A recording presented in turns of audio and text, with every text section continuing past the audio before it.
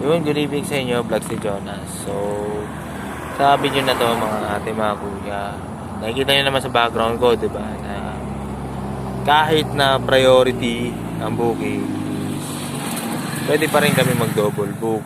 So, sa mga customer dyan na masyadong pa-entitled, pinipilit nila na, ay, dapat single lang yan kasi priority.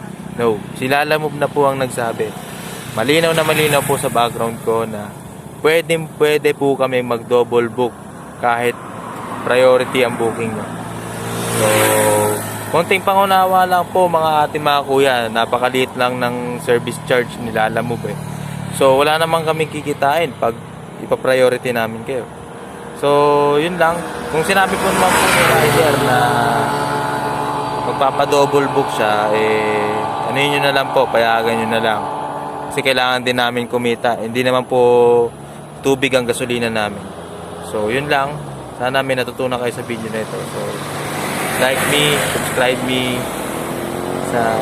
para malaman ko yung aking next videos. Yun. Thank you. God bless sa inyo. Ride safe sa inyo lahat.